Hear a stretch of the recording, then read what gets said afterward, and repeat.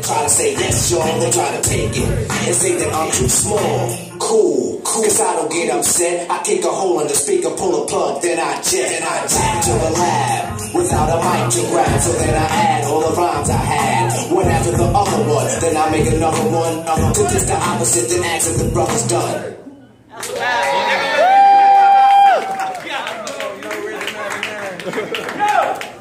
I don't kill mics.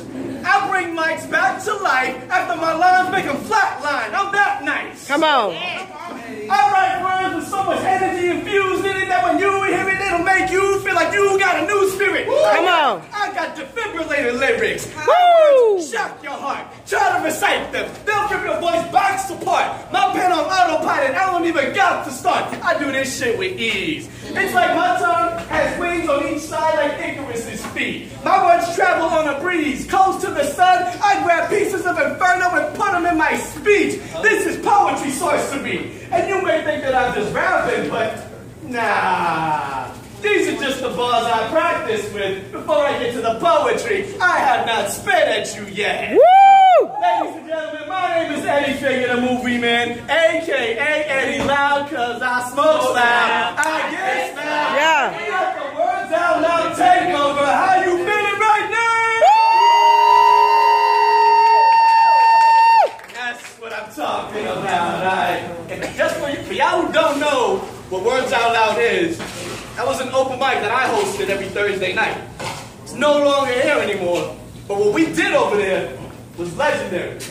Yeah. A lot of these artists that you see here that I invited out here tonight, a lot of them started there and are doing big things in Orlando right now. That's right? We had stars that came out that didn't even have to come out and perform for free. Like, Woo! Yeah.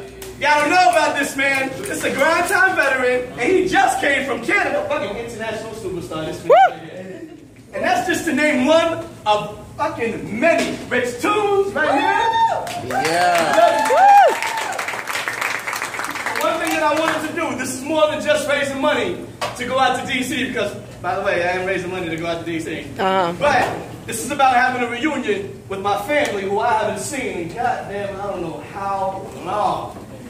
I asked Ray and Orange to come out here because when I wanted to go to DC, Orange came up to me and he was like, yo, let me go ahead and throw you up on my show so I can give you a chance to raise some money.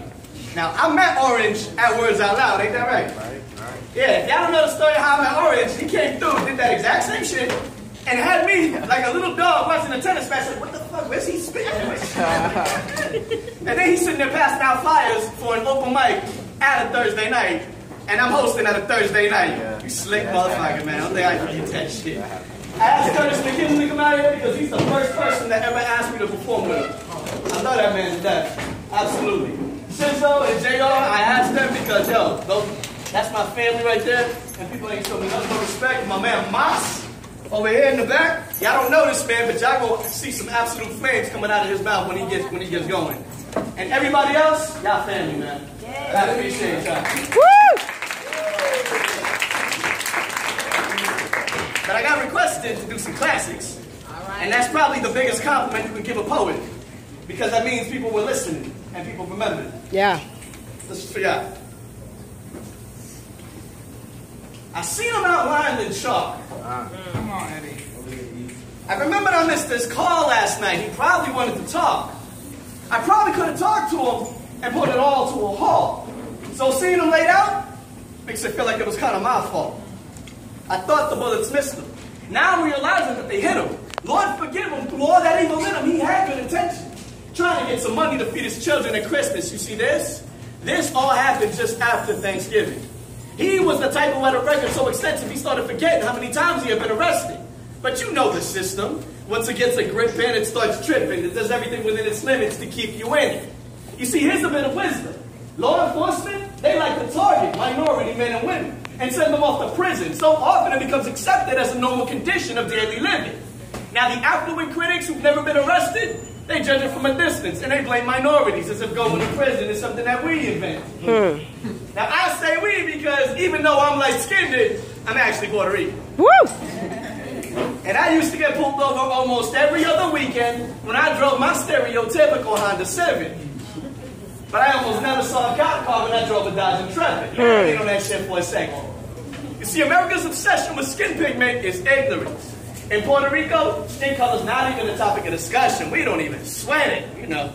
But in America, especially in the South, its relevance and its prevalence, it has to be respected.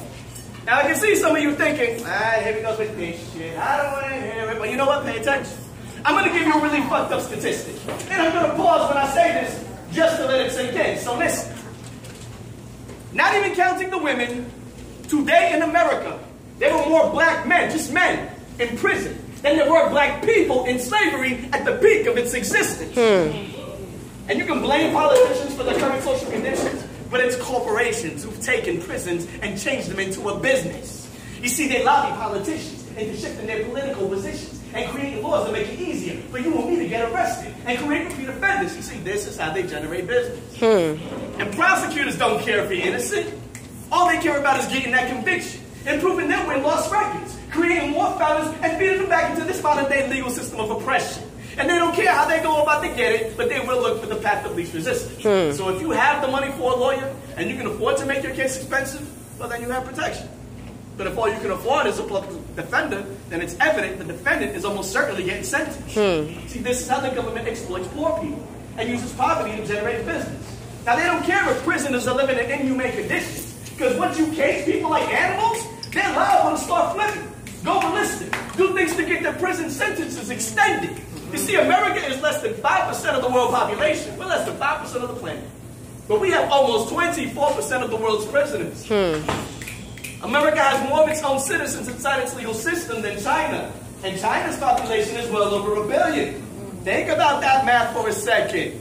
This system is not about justice. It's about making money for corporations, special interest groups, and politicians. Because, let's be honest, if you go to jail and the prosecution fails to get that conviction, and you paid your money for bail, shouldn't they give you back all that money that you paid with interest? And a little note that says sorry for the inconvenience? But they don't do that shit. Why? Because it's not good business. And a felony on your record? Oh, that's a sweet money maker. You lose your equality as an American citizen. You lose your right to vote. You lose your Second Amendment. I mean, come on. You're basically 2 steps above a sex offender. The only difference is that a fella doesn't have to go door to door telling people what he did or where he's living, but you still get treated like a second-class citizen. I mean, come on. Don't nobody want to hire a felon. As soon as you mark yes on that application question, there are no more questions. Come on. The owner of the business walks up and says, sorry, Mr. Williams, we've already filled that position. And that's what happened to my homeboy. Couldn't get a job, he got desperate. Went back in the hustle and he got reckless. Ran into a couple of rich kids who were selling cocaine and he got offended. Because here he is, feeling like he has no other way to feed his children. And these rich brats are selling drugs because they heard it was cool on some fucking rap. Come on.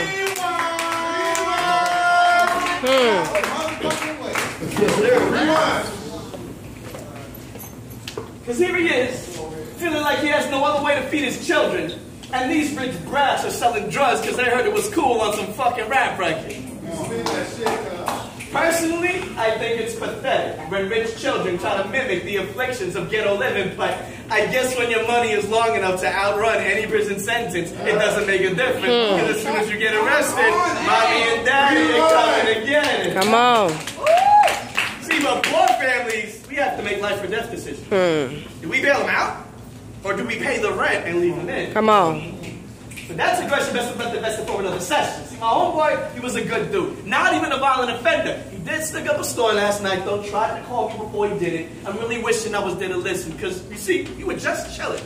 All of a sudden, I heard a pop, and his blood I'm suddenly wearing, and he's at my feet leaking from his melon. And you could try to paint him as a villain, but really he was just a victim of a system that buried him and never to forgive him. See, I know when I don't go to prison, because I didn't go with him on that mission. I was just there when the cops were there to get him. And they got their guns pointed in my direction, screaming at me for me to drop my weapons. But Mr. Officer, my hands are empty. I'm not holding any... Oh, it don't make no difference. He dropped me in my head and then framed me for possession. Come on.